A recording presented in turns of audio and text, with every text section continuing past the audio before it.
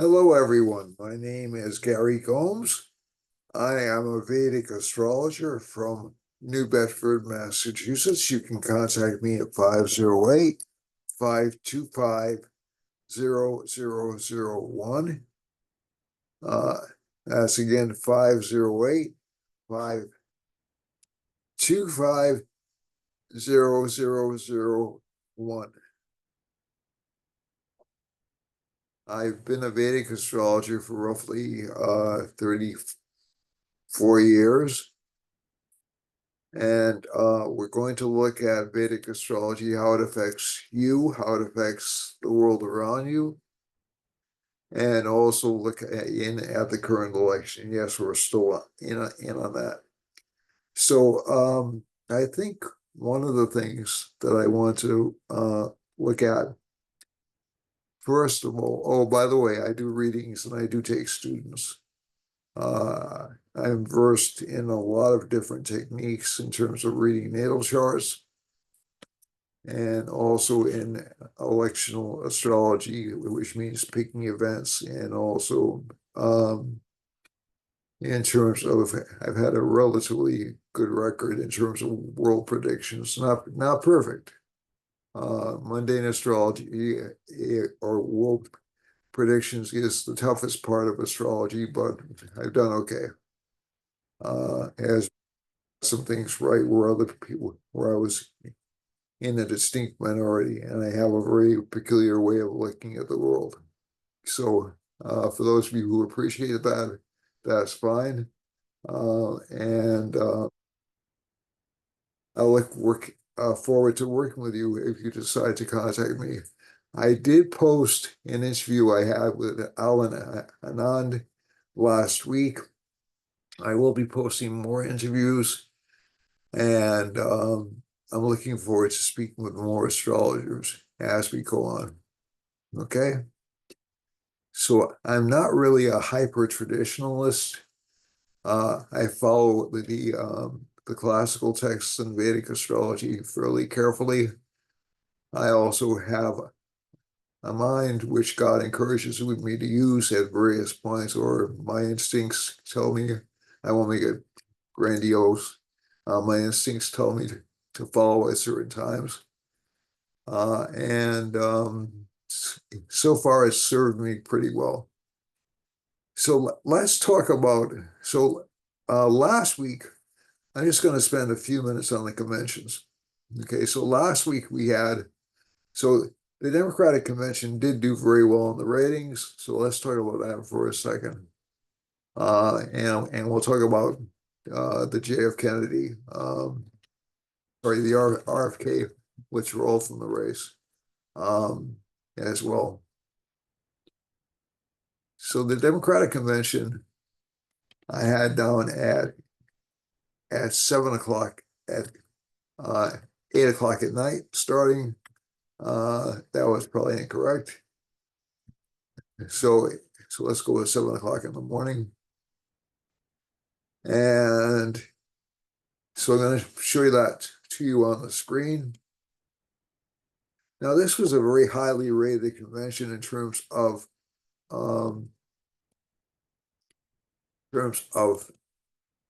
whoops, sorry, folks. I'm going to stop that share. That was something else. So that was some music software, which is fun, but not for sharing. Let's see now. So you can get all this nice musical instrument software, which can actually replicate musical instruments, and you can load it up and you can pretend you're playing. You have a variety of instruments through a keyboard or through some other tool.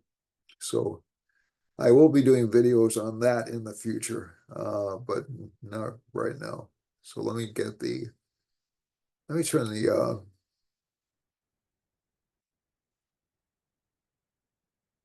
on to. Okay, so the captions should be on now. Close.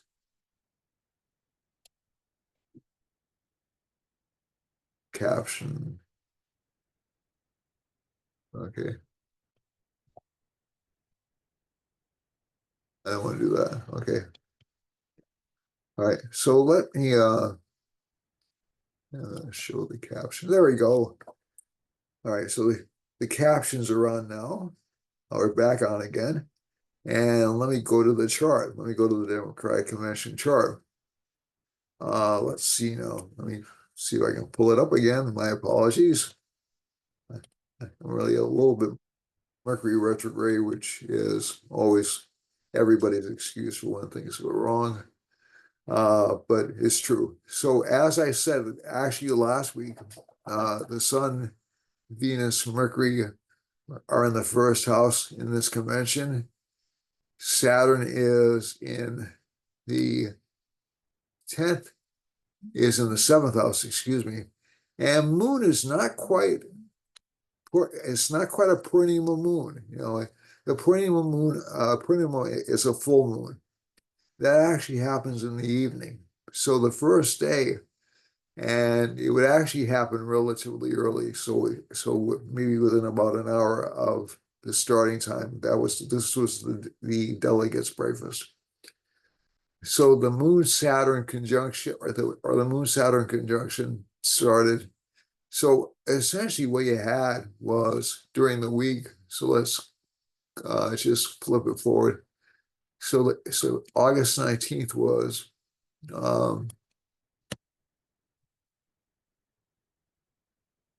first day of the convention. August 20th was a roll call vote, excuse me. And I believe I want to say Tim Walz's speech. The third night was so let's go to the third night. The third night was the 21st. Sorry, folks. Third night was the 21st. Oh, sorry, I didn't mean to do that. Let's go back here. Third night was the 21st. Or the third day was the 21st. And I think one of the things, so this is a Moon Rahu conjunction. So essentially, this is the promotional side of the convention. Now, Moon Rahu essentially is designed to tamp up fear. It's not really designed to tamp up optimism or happiness. So I think one of the things that we saw on the third night of the convention was a lot of fear mongering to a certain extent, and also making fun of the opposition. So again, that's all within the political realm. That's so. But is it true? The Moon Rahu conjunction, probably not. All right. So and the 22nd was last night. That was when Miss Harris took the nomination, the closing speech. And one of the things you can see here is we have this very interesting Jupiter-Mars conjunction over here in the 10th house from the start of the convention. And I think that's one of the things that gave this convention such a boost. Also, I think one of the things you have to watch out for is Moon Rahu combinations can give a larger illusion of something positive happening than really is. So I'm not saying the Democrats didn't do well with the convention. They obviously did. But there's a lot of illusion because of the Moon Rahu conjunction here. Okay. So this doesn't necessarily last.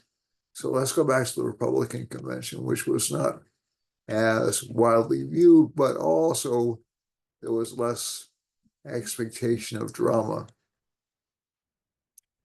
So this is now from the sun sign, the moon is in the 5th house. Venus and Mercury are in the 1st house. Mercury is not retrograde. Venus is in conjunction, Jupiter and Mars are in the 11th house. It's not a spectacular combination because Saturn essentially is going to appeal to a lot of people. It's going to actually draw a lot of people in. The moon is very far away from Rahu. It's not going to be as spectacular an event. But one of the things you have to keep in mind about Rahu is that Rahu has the power of illusion. So, and again, it's also strongly connected with showbiz. So this wasn't really that much of a showbiz convention. If you look at July 16th, the moon is in Libra. That's well positioned for political advantage. So this is just being fair to both sides. There are some problems with this convention choice, though.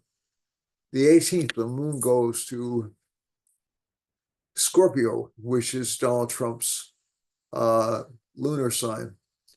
And this is where I think a lot of the problems came with J.D. Vance as the vice presidential candidate, because Saturn's aspecting the moon is going to make it a little bit difficult. This is not as difficult as Saturn conjunct the moon. Okay, just to be honest with you. So, and the 18th is when it's the wrap up of the party. So again, the moon still stays in Scorpio. So this will give more of what I would call a position building combination.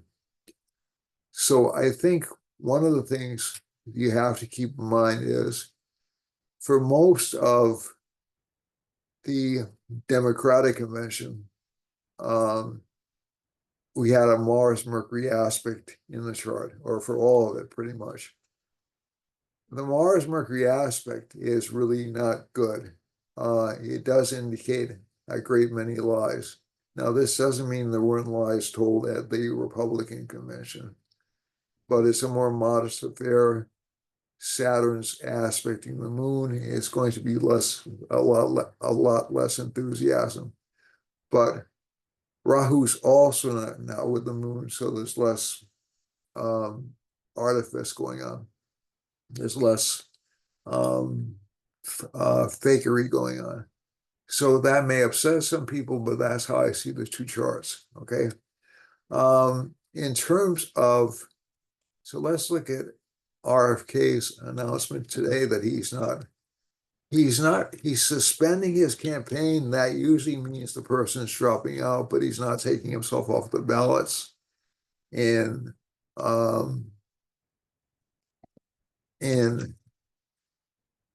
blue or red states.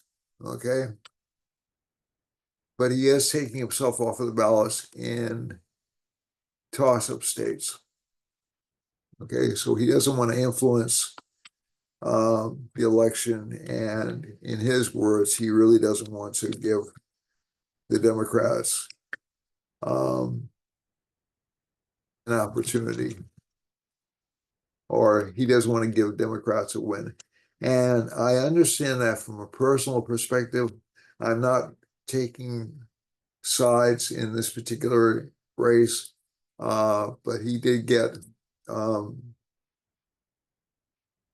he didn't get treated with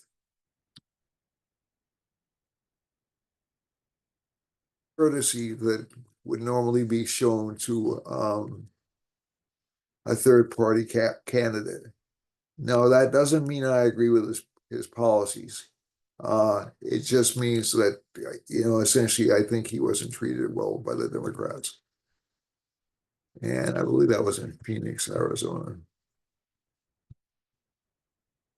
So let's see if we can triangulate and see if this does anything for him. And he did indirectly endorse Trump. Okay. So we're going to go to this chart.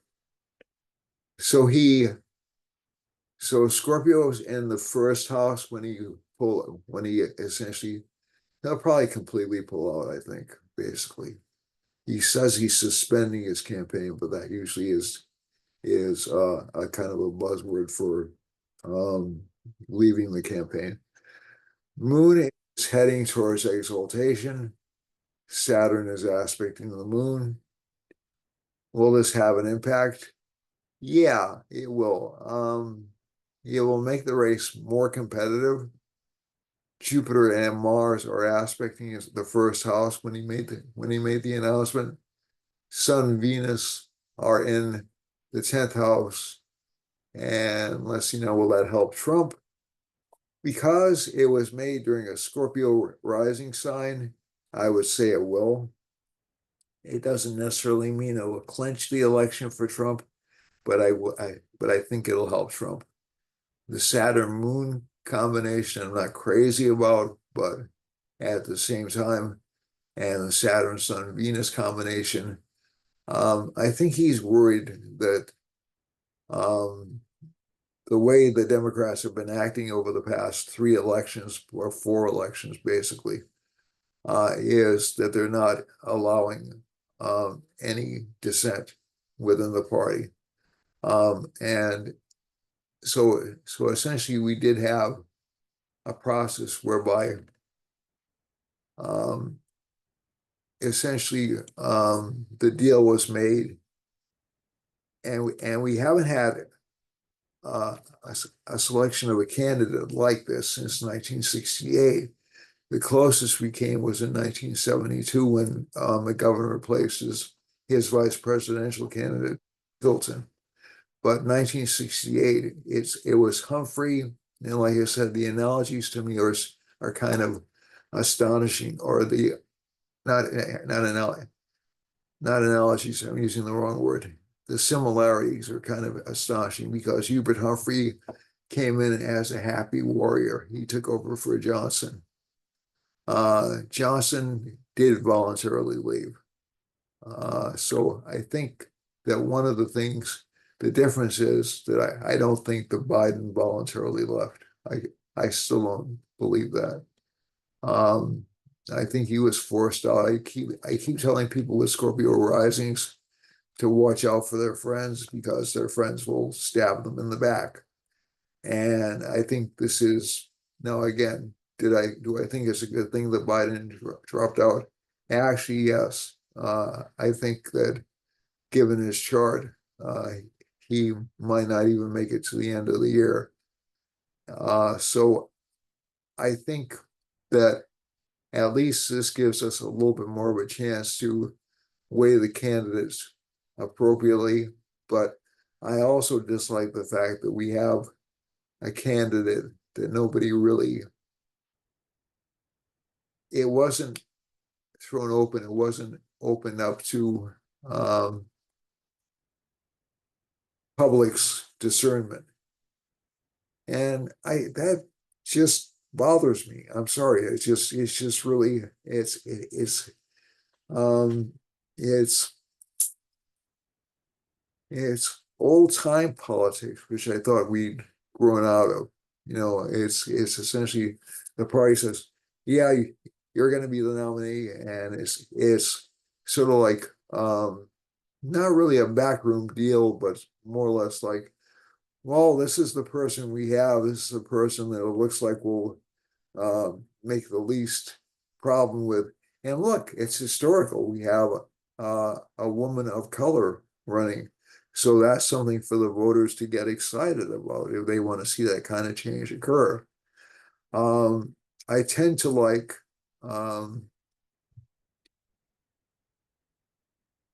change occurs just personally. I tend to like it to be a change that people have decided that they want versus, versus the um, party, because this is supposed to be a democracy. This is supposed to be a democratic republic. So that does bother me. Personally, it does bother me. But that's not really affecting how I'm analyzing these charts. I'm giving you just essentially a straightforward analysis of the chart. Okay. Now, if we look at today, so let's move away from this. Right now, Sagittarius is in the first house as I'm doing this broadcast. Sagittarius is the rising sign, Saturn's in the third, Rahu's in the fourth, and the moon's in the fifth. So if I'm looking at this today and saying, do I think there's going to be a change in power or leadership if I have moon in the fifth house, which is connected with politics, and I have Sun and Venus in the ninth house, it's going to favor Leo. Okay. The political advantage goes over to Mercury. The Mercury is retrograde right now. And if I'm asking a question about what's going to happen over the next week, we should see essentially some changes in polling. We should see some changes in and some confusion. We're going to see confusion over the next couple of months about who's in the lead. I could be incredibly wrong about this, and Harris has an incredibly strong chart, but so does Trump. Trump's Mahadasha sequence is a little bit weaker than Harris's is, and normally I would say that would mean a defeat for him, but he also has a full moon as she does in her chart, and also Saturn's in the fourth house from his full moon. Now that can mean a way of a person essentially reinventing themselves. I know most of the major transitions I've gone through in my life have come about when Saturn's been in what's called a Kantaka Shani. Now, that doesn't mean my chart's identical to Donald Trump or that it's even close. I have a Libra rising. So actually, my chart has a bit more in common with Kamala Harris's chart than with Donald Trump's. But think, given where the moon is and where that Saturn is, in my experience with the Kantaka Shani, it does give it reinvent themselves. Harris has the fifth house from her sun has Saturn in it, which can give rise in position, and I know I'm not showing you their charts right now, but I think over the next few weeks you will see, and actually it's already started because, as I said, she was going to make some verbal errors after August 7th. That actually came out with her economic policy. And she wisely, I think, has decided not to be interviewed and to try to set up as little one-on-one contact or as little unscripted contact as she can. This was essentially Biden's tactic in 2000 as well. So it's essentially we're seeing a similar playbook, only we don't have the COVID crisis so she can't hide in the basement. She has to interact with the crowds, and apparently she likes interacting with the crowds, which is fine.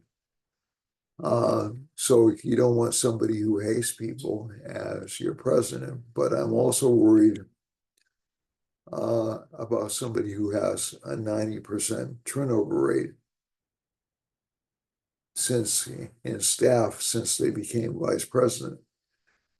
Now, that doesn't mean that Trump's an ideal personality type either, so I'm not saying that he's better. He fires people. He lets them go. But I think that it'll be tough. Well, it'll be increasingly tough, especially over the next couple of weeks, because she did show a dip in the polling. So she was surging ahead. Then there was a small dip in the polling. And she's struggling right now in some of the battleground states.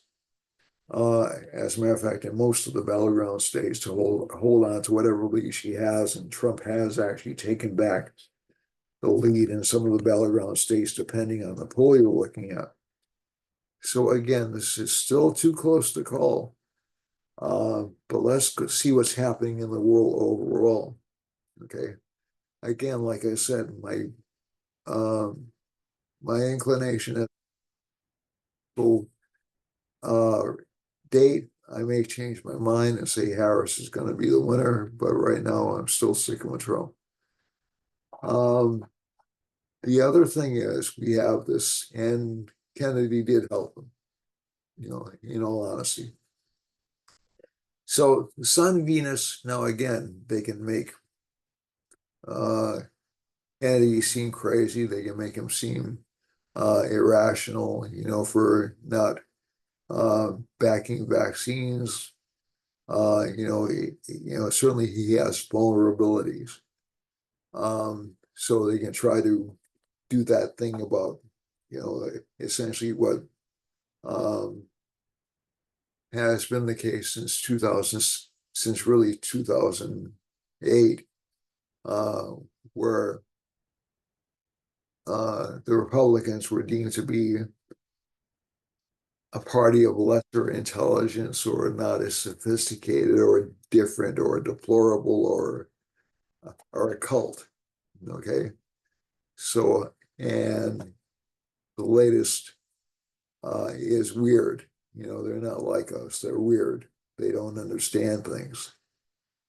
But I've seen cult-like behavior on both sides, if I'm honest. So I think we're kind of divided up into two large cults right now. It's just my take on it. And Rahu does give United States and Rahu Mahadasha, it does give that kind of extremism, that kind of like enemy camp mentality. So if we go to the chart right now, Jupiter and Mars are in the sixth house. Could be some political violence happening over the next couple of weeks. And Saturn's in the third house. Some uncertainty about the economy, a lot of uncertainty about the economy. As a matter of fact, pessimism, I would say. Saturn's aspecting the moon. The public's a little bit upset or concerned or worried about what they're facing. Jupiter and Mars junction, and I'm looking at it from the standpoint of the public being the moon, and the moon is between worry and optimism, but what's boxing it in a little bit more is Mars. So this is, and Saturn on the on the extreme. So we have moon in a very wide stance, hemmed in by malefics. Okay, so Saturn, moon, Jupiter, Mars. That's Now Jupiter doesn't automatically become a malefic because it's with a malefic.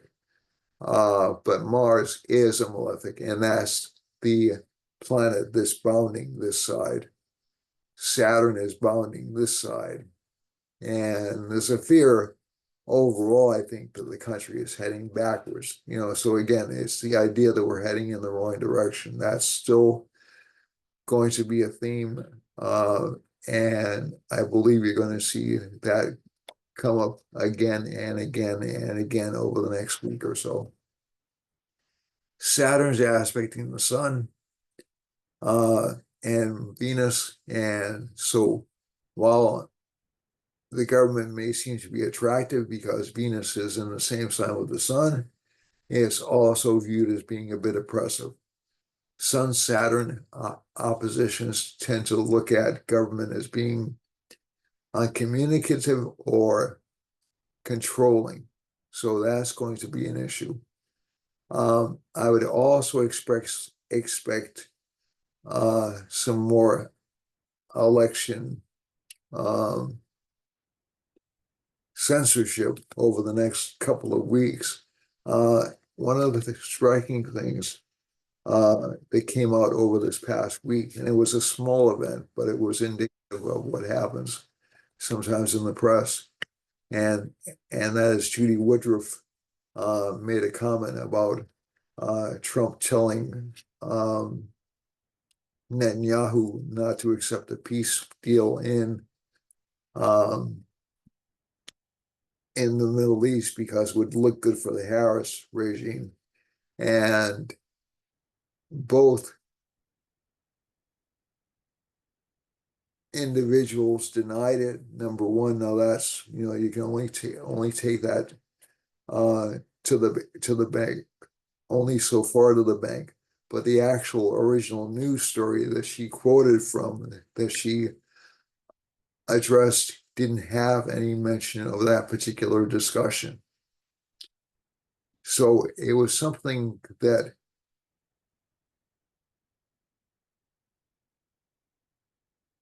maybe without bad intention, that she just sort of fantasized could have happened, or she read that into the story.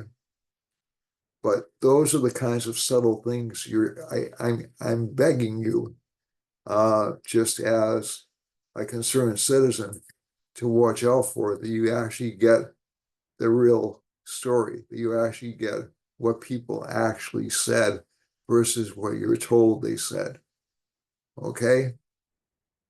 And if you do that, I don't care who you vote for, but I just, the media has been horrible over the past, ever since this Rahu Mahadasha started.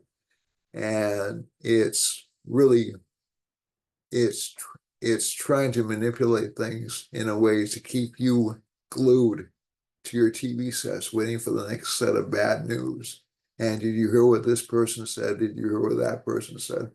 It's really horrendous. And that's really more, I'm more concerned about manipulation than I am about politics, if that makes sense. I'm more concerned with accurate information, as opposed to people saying this person's your enemy, don't believe them, and that person's your enemy, don't believe them. I'm much more concerned with you getting actual accurate information. I trust you to make decisions for yourself.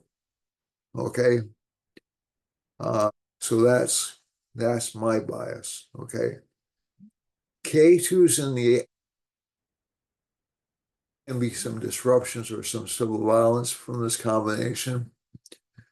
Jupiter's aspecting K2 in some ways. Some philosophers or some professors may encourage it. And as a matter of fact, one thing I didn't mention about the Democratic Convention was there was some small amount of violence at the convention. Not nearly as much as 1968, but that was essentially really poorly covered by most news outlets. So I think one of the things that, so again, keep your eyes and your ears open. Pay attention, because this is going to be a test, okay? Pay attention to what's been going on. Pay attention to what you're hearing, and then make your decision. Try to unlock and free yourself from preconceived notions. And I think you'll find it's a little bit easier to look at the world. So essentially K2 is still in an earthquake prone sign, is still in a earth sign.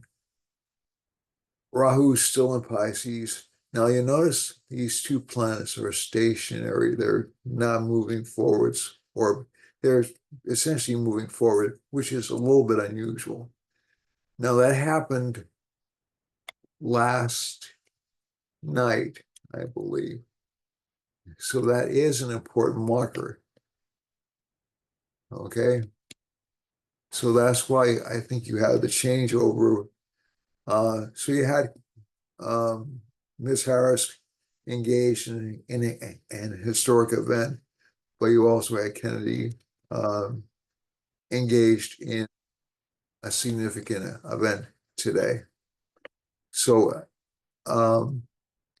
and again, it's these attempts to steal thunder, after a major event has occurred, um, that that are interesting to me. Moon, so Saturn's aspect the moon, so some public discontent. Mercury's in the eighth house.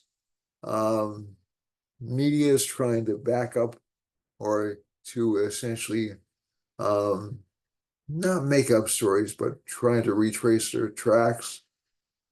And Sun and Venus are in the ninth house. Sun's the lord of the ninth in the ninth. Venus is the lord of the 11th in the 11th house. So this would potentially favor, um, in the short run, at least this week, would favor a female. But the sun over here, the sun always beats Venus.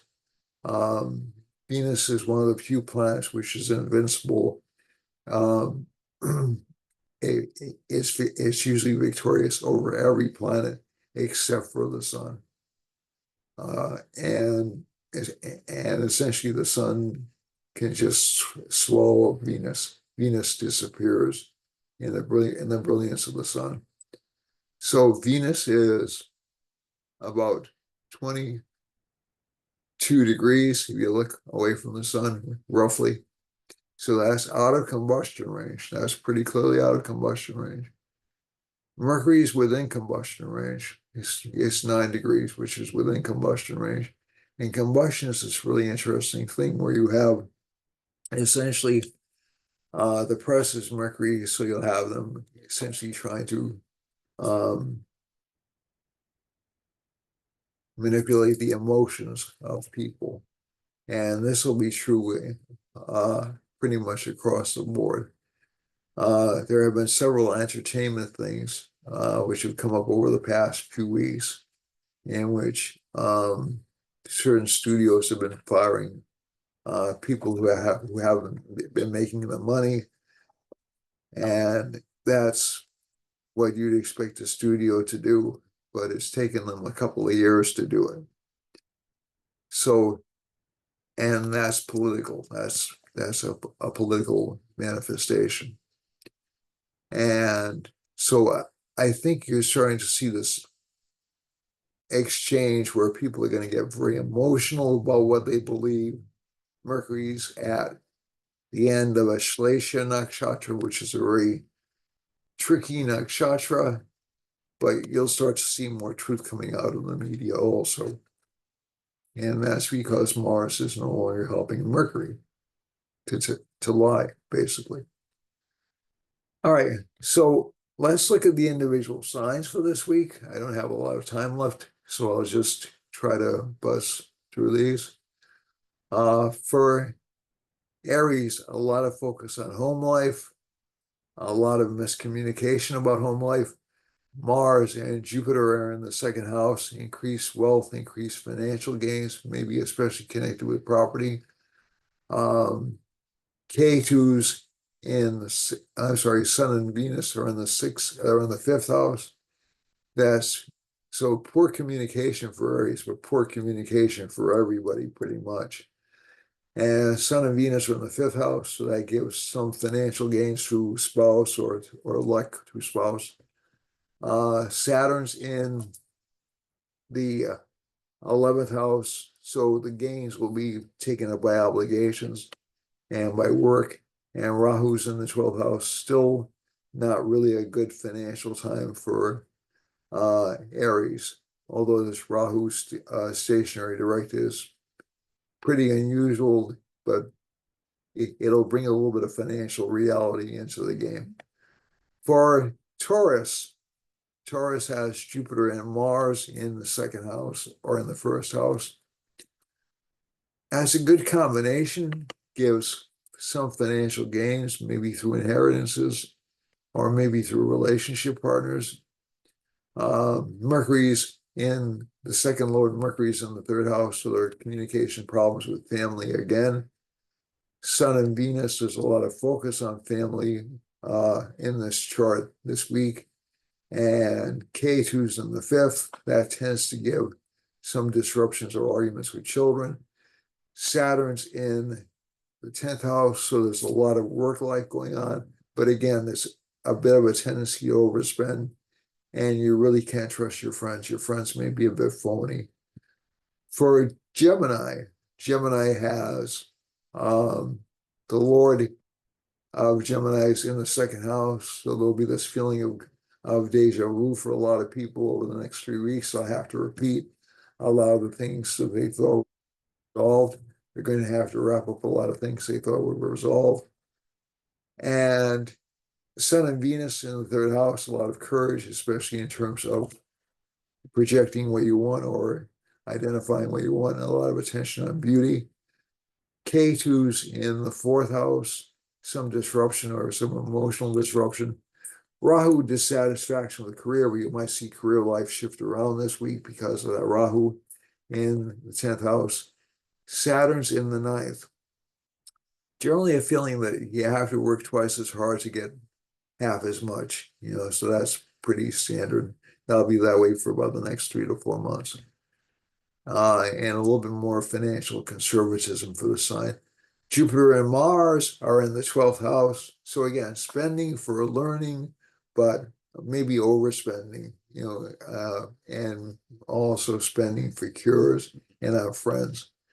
For Cancer, Cancer has Mercury in the first house. There'll be a lot of confusion about emotions, maybe a lot of issues connected with family. Sun and Venus are in the second house, so people will be a little bit more aggressive in communications. They'll be nice 1 minute, then aggressive the next. K2's in the third house, a lot of courage for this particular sign this month or this week. Saturn's in the 8th house. I've spoken about this so many times before. It's a reinvention time for this sign. This sign seems to be going through a lot of disruptions in its life, but they'll make you a better person in the long run. And you'll come out of that particular transit next summertime. Rahu is in the 9th house, so temporary luck. So this sign may have some temporary luck, and this goes for people with sun, moon, or a rising sign in that particular sign. And the moon itself, the lord of the first house, is very strongly focused on career and growth, and Jupiter and Mars can give actually some speaking opportunities or some counseling opportunities for this sign. For Leo, Leo has Sun and Venus in the first house. That's a pretty powerful combination in terms of boosting career. Venus is the ruler of the 10th house, and Venus is also the ruler of the third house. It acts a bit more like the third house, so it's desirous of advancement, but it really doesn't have a lot of wind behind the sails, but it will get there. And let's see now, 1, 2, 3, 4, 5, 6. Saturn's in the 7th house. It will give this sign the ability to command or lead. Rahu's in the 8th. Hidden conspiracies or unseen foes come up for this particular sign. Moon is in the 9th house. Moon is the lord of the 12th, so that indicates expenses connected with luck, so you'll have to spend money to get luck. And Mars is aspecting the first house and the second, and Jupiter's aspecting the second house in this chart. So this can mean the sign will be more quick to temper, to anger, but Jupiter aspect and people will tend to forgive it. But again, watch what you say, because you may regret it later on, or it may bring down your reputation. For Virgo, K2's in the first house, Rahu's in the seventh house. Again, this is sort of like a short period of time in which the rules don't apply to K2 and Rahu. So essentially, Rahu will produce good opportunities relationship-wise. K2 will produce good insights. But people will also be changing their minds a lot about what they find objectionable or not objectionable, excuse me. And Saturn is in the sixth house, makes the sign very competitive, very aggressive. Moon's in the eighth house. It feels like its emotions are not being listened to or understood. Jupiter and Mars are in the ninth house. Good for learning, although it may be an aggressive kind of a learning environment. And finally, Mercury, the Lord of the first, is in the. This is not a bad placement, even with Mercury retrograde. Within about a week, it'll turn direct. So this should give some good financial improvement for the sign within about a week to 3 weeks. For Libra, Libra has the Lord of the first is in the 11th. So that indicates it gets what it wants pretty easily, although Venus is really close to Virgo right now. So that's going to cause more expenses for the sign over the next month or so. So this is only a short-term gain for Libra. Sun's in the 11th house. That will increase financial opportunities, but through, especially with Saturn aspecting this particular sun. Mars is the Lord of the second house, is in the eighth house. So there's some financial gains through inherited property or through money which is owed you is held back. So you might see that by the end of this coming week. And let's see now. And we have 1, 2, 3, 4, 5. 1, 2, 3, 1, 2, 3. Jupiter's the Lord of the third house. It will give, again, financial gains through siblings or through new skills you picked up. Saturn is in the fifth house. That's actually a good placement for this rising sign or for this sun sign. So that gives high status, high position. House, again, this gives it a fighting spirit. Moon is in the seventh house. It'll give some problems with moodiness in relationship partners or some difficulty communicating with relationship partners. But this is not a bad placement, and you'll find yourself attracted to more people. Jupiter and Mars are in the eighth house, so that's a good placement for Libra. Jupiter's considered the worst planet for this rising sign, but Mars is a death-inflicting planet. Now, what I mean by that is Jupiter helps this sign out because if a bad house lord goes into another bad house, it creates what's called a Viparit Raj Yoga, which is considered fortunate. But it'll come out through surprises or through, I won't say illegitimate means, but it'll come through accidents. Okay? So sometimes you'll be forced into positions. That's maybe the best way to put it. And they won't look good, but they'll be good in the long run. For 1, 2, 3, 4. Ninth house Lord is Mercury. It's in the 10th house, so that's good for career, and it'll get better for career over the next week or so. So some good and some bad news for Libra, not entirely good, but not entirely bad either. But Venus is prepare for some expenses this next month. For Scorpio, that's for Libra. For Scorpio, Scorpio of Vrishika has Jupiter and Mars in the 7th house, so that's considered difficult for relationship life. And it'll make wife or relationship partner a little bit bossy or difficult to deal with. Saturn's in the fourth house gives increasing status to these individuals. But again, they're sort of like not really welcome around. Rahu's in the fifth house.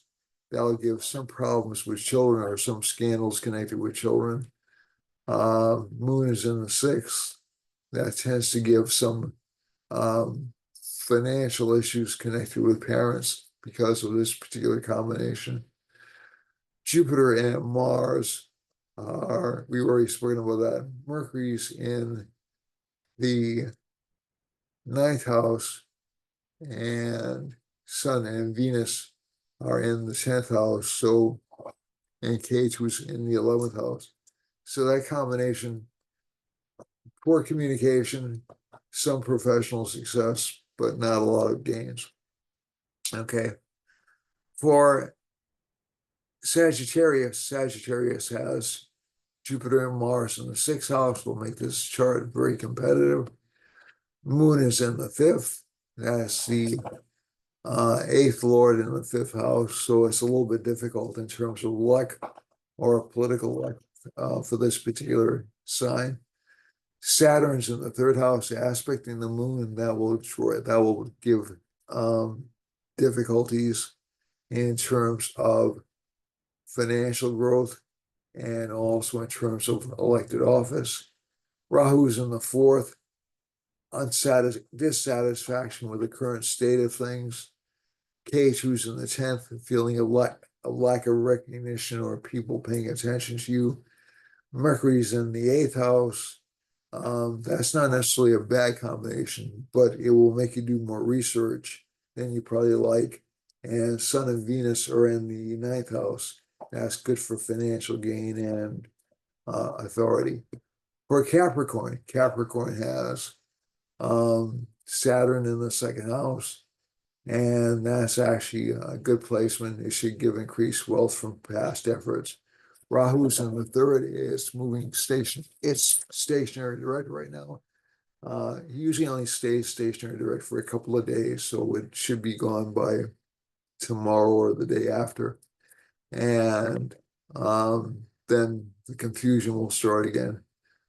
Moon is in the fifth house, and this should give some problems with children or with offspring. They'll be moody. Jupiter house. That particular combination will give financial losses or financial problems to the sign, unfortunately.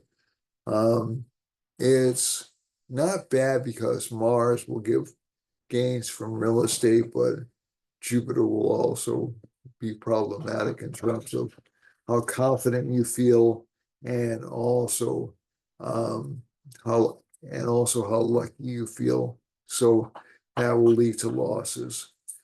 Mercury's placed in the eighth house. It gives some problems with communications, or the people with the sign won't speak up that much. Sun and Venus are in the ninth house. A good time to engage in learning, even self-learning if you can. And Ketu's in the 10th house gives good career activity, but not a feeling of great recognition.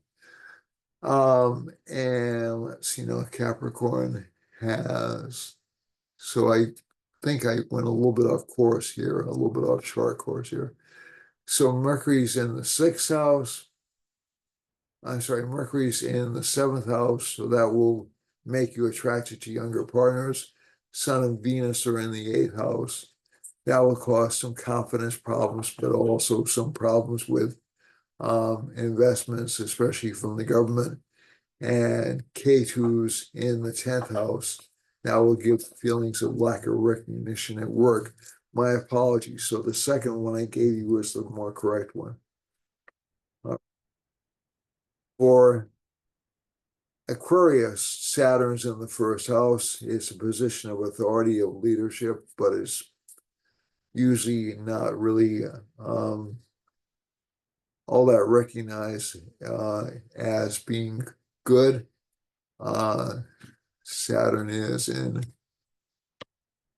Purvabhadra Nakshatra, which has to do with a lot of interest in mystical knowledge or spiritual knowledge or knowledge behind the scenes. Rahu is in the second house, so this sign will be dissatisfied with its financial position, maybe take some steps to correct that. Moon's in the third, varying opinions about this placement, but basically the person reconsiders his or her financial goals. Jupiter and Mars are in the fourth. There can be some difficulty with relationship partners because due to this transit, because relationship partners will be very quick to anger. That'll be gone within about 3 days. And Mercury's in the sixth house, some difficulty with communication. Sun and Venus in the seventh house, interest in relationship partners, perhaps from other countries, or perhaps you have to be careful about the temptations of cheating. Ketu's in the eighth house, a lot of interest in metaphysical and spiritual studies from this combination. Finally, for Pisces, Pisces has Rahu in the first house. So again, dissatisfaction with life station. A lot of focus on second house matters because the moon is there, and there's a real desire for gain because of Mars and Jupiter being conjunct in the third house. Jupiter, we have Saturn aspecting Sun and Venus, Saturn aspecting Sun and Venus in the sixth house, so that can give some issues with health connected with not necessarily diabetes, but illnesses connected with the liver or the kidneys. So be careful about what you eat. And let's see now, K2's in the seventh house, are attracted to unusual looking relationship partners or unusual people. Saturn's in the 12th. That's not a bad combination, but again, it's better for saving than for spending. So try to save this month, Pisces. Let's go to the time space chart, the astral mapping chart. Okay, let me see if I can get this to go bigger.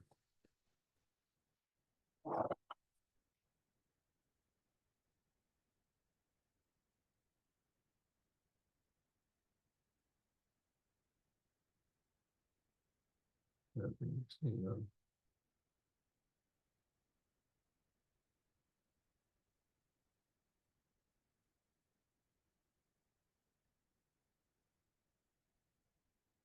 the map this week. Let me see, interesting.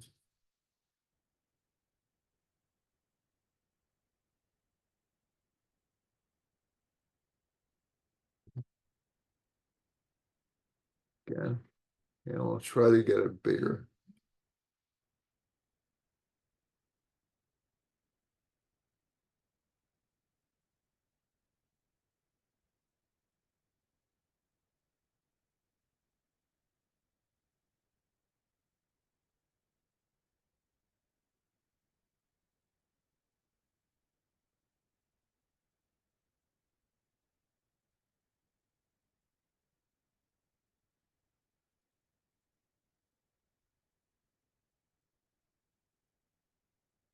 It's a slightly smaller map. We'll have to make do with. Oh, maybe this is it. Mercury retrograde, darn it. You forget things that you actually. So I'm going to put myself in the center of the screen, not because I'm so important, but just so you can see the rest of the map a little bit more easily. We have a Mercury Moon conjunction. We have Moon going over the Hawaiian Islands.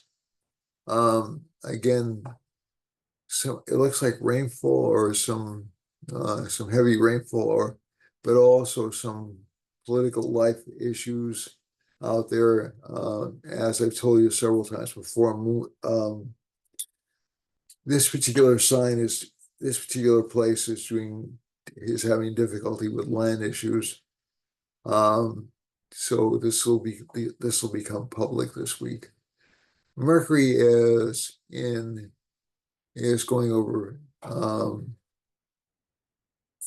basically over Western Canada. So this indicates some government control of communications from Western Canada. Some additional government restrictions are indicated in California, maybe some fires, because Mars is aspecting the sun. So we have this sun line right here. If we go over to New Mexico, and is that Arizona? It's like right on the border here, just over into Arizona. We have a Venus, Jupiter, and then a Saturn line going through Arizona, and a Jupiter Venus line going through New Mexico. What does that mean in plain English? Well, basically there'll be restrictions, but there'll also be optimism and hope in those two states, and also all the way up and down through Montana and southerly.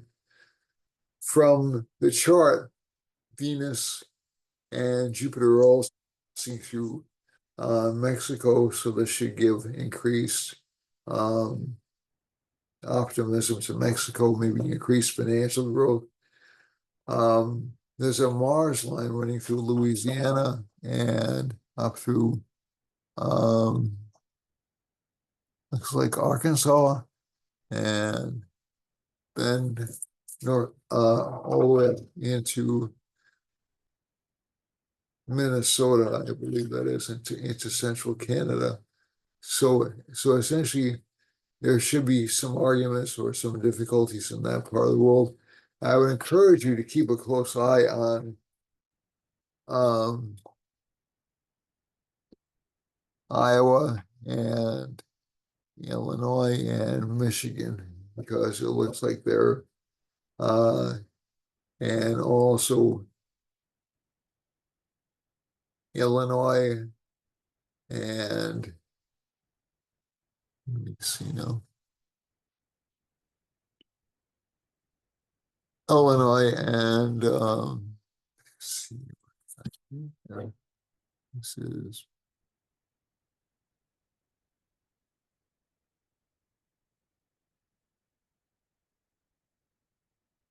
so some residual earthquakes or problems with the land around Iowa and that part of the country up through Minnesota, and also some problems, maybe some problems with volcanoes or the like down near this region in Mexico. There aren't a lot of other lines affecting the Caribbean right now, it looks like, so that's good. And we have a moon line running through New York and down into New Jersey and down into Haiti and into Venezuela and let me see now, USA, Venezuela, and also up into the Northeast in USA. And that includes the metro area, that includes New York City and Washington, D.C., and this moon line. So these parts of the world, and also up through Toronto and Montreal, these lines tend to be a lot of people in the streets kind of lines, and it's passing over Venezuela and Uruguay, I'm sorry, and Ecuador and Peru and down into Chile as well. There's a Mercury line running up through close to Argentina, not quite in it, and there's a sun line running through it. So what that does is that does indicate the government's in some kind of trouble. uh, especially with the workers. Okay, so let's go on to the other side of the Atlantic. Azores has there is a Mercury line, so we should be hearing a little bit more about Iceland in the news. There's a sun line going up through the Azores. Hopefully, that doesn't indicate earthquakes, or but maybe just more communication out of there. And I need to look this up. Hold on a second. Let's see now. All right. So at least from the map, we have Saturn. So that's downward economic pressure in London and Ireland and also in West Africa. Those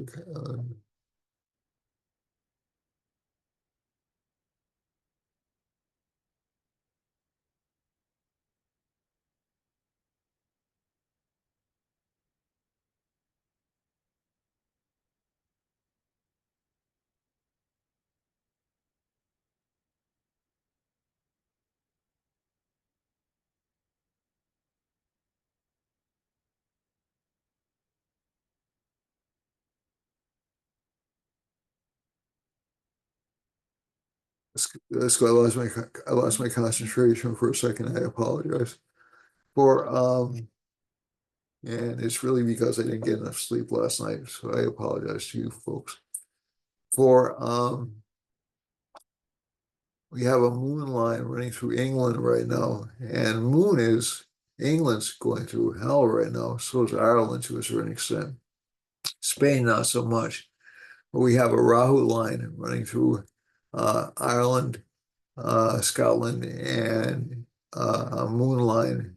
So there's panic. Some people are even talking about a revolution happening in England, which is really um, the riots have been going on for quite a while.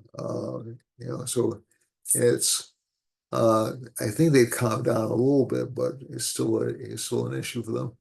There's a moon line running through Algeria and Niger and down into um, U.S. for the I'm not sure that's Rhodesia or Zimbabwe. I apologize. And down to South Africa. It may be neither, so it's just let me just check my map. Some things you can't do from memory.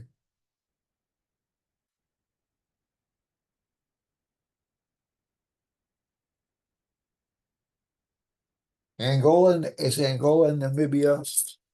Angola and Namibia. Okay. So those are the regions which are being hit by that moon line. So there may be more populist activities there, more popular uprisings. That's definitely looks like it's true in France. Um, this entire continent is in kind of an identity crisis right now. And so so essentially the urban centers have, as they do, they veer left. They go to the left. The older people and the countryside veers a little bit to the right. They're a little bit more conservative, which is not surprising. And so this what I would call city versus country conflict about what's going on in terms of immigration in Paris, London, Germany, although Germany has no lines on it right now.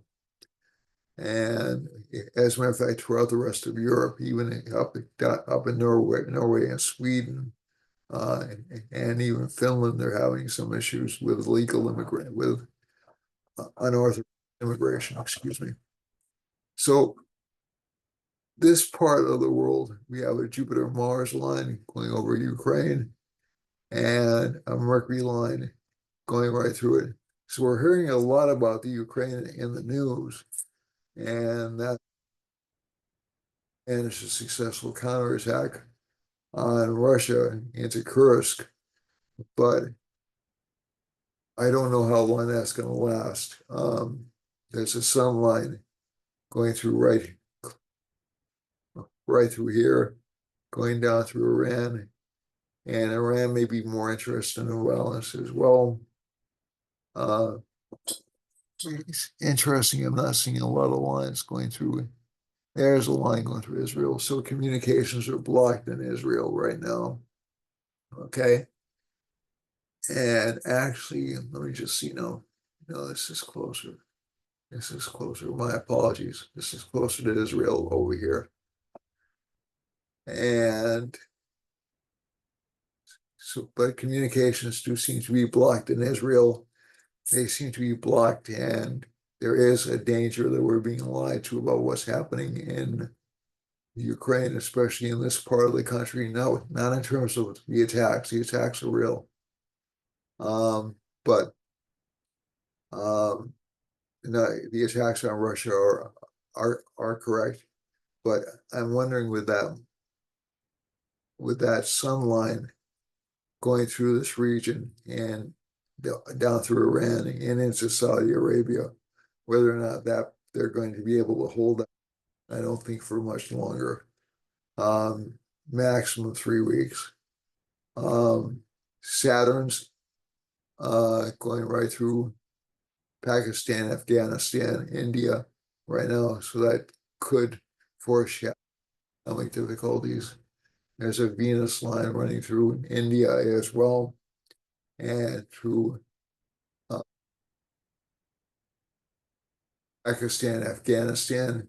So that could indicate some relief, although it could indicate heavy rainfall because that's one of Venus's attributes. Let me get this one. Move out over here. And finally, we go over here.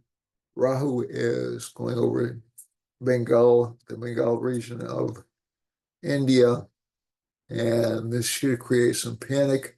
It should also create some panic in China.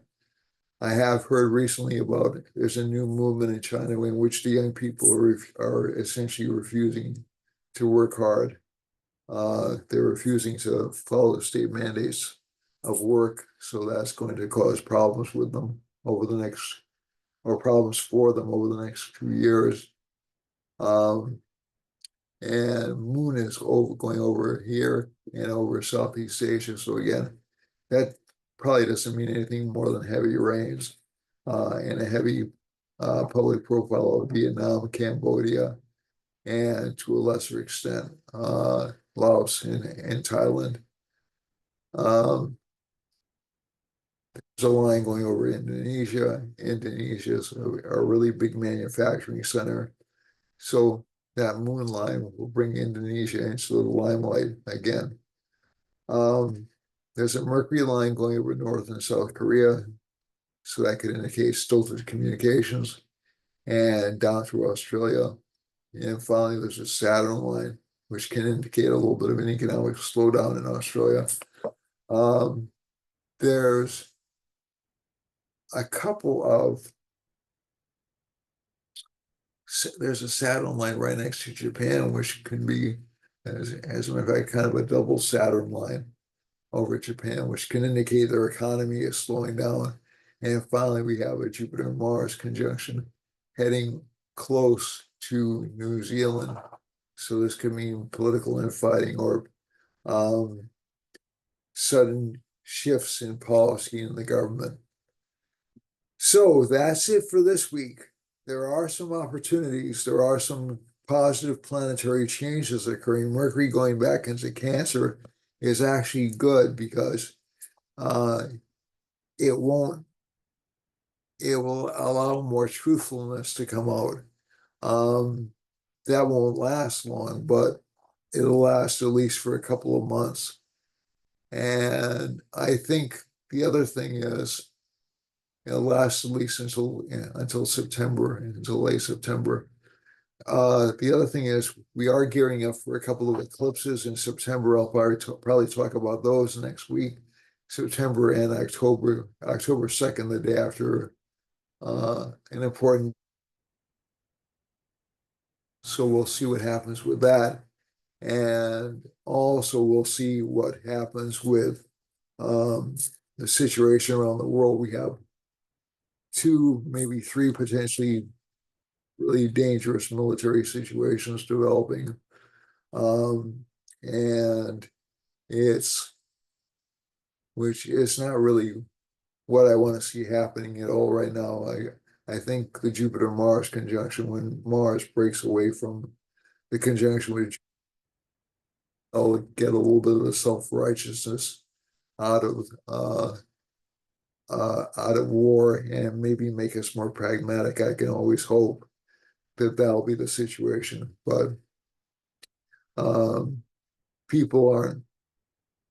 People are reasonable when it's of advantage to them, right? So that's it for this week. I love you all. I am very grateful that I have the opportunity to do this. Thank you very much for watching. Don't get discouraged. There are still plenty of opportunities out there. And the faith, folks, just keep your spirits up and soldier forth. Okay. It's not such a bad chart. Okay. But again, I had warned about it. Possible economic slowdowns in the fall, and I have warned about continuing inflation. So hopefully we'll avoid both those things. And hopefully we'll get honest um, reporting, and you'll be able to make up your own minds in a more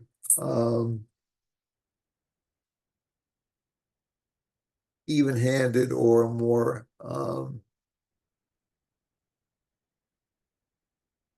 truthful presentation than you've seen previously. Okay, so that's my hope. That's my fervent hope for you.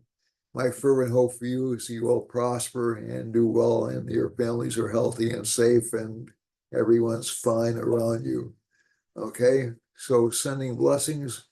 Thank you. And again, I do love you all, and I do appreciate you. Thank you so much for watching. Namaste.